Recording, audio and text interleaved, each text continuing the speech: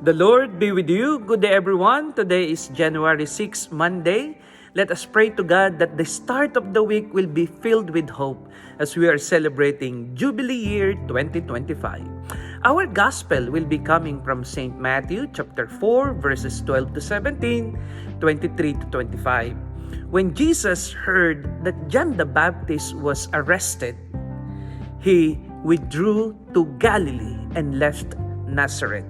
He lived at Capernaum, and there he started the proclamation about the kingdom of God when he said, "Repent, for the kingdom of God is at hand."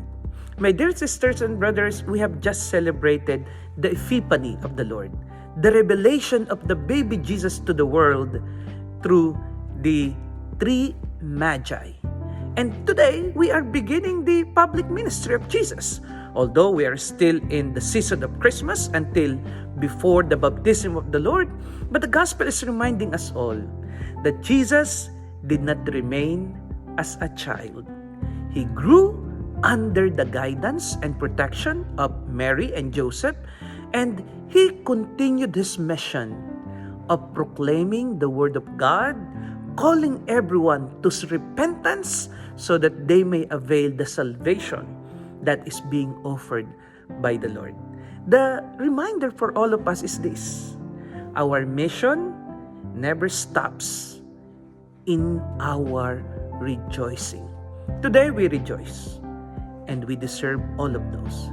But at a certain point of our life, we have to realize that life is not all about rejoicing.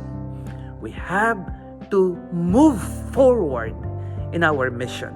And that is all about attaining the perfection of life by following the footsteps of Jesus, receiving the salvation, and starting it with conversion in our hearts. In the same way that the Magi, after adoring Jesus, they changed their ways.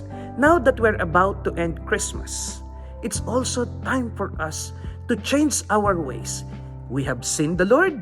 We have adored the Lord. We have offered whatever we can to Him. And now, it's time to change our ways and follow our Lord Jesus Christ. Christmas is all about the continuous journey. Christmas shouldn't end in Bethlehem. Rather, the pilgrim, the journey of Jesus, has to continue towards Jerusalem. He will not remain a baby, but He will die on the cross for us so that the purpose of His incarnation will be fulfilled in the crucifixion.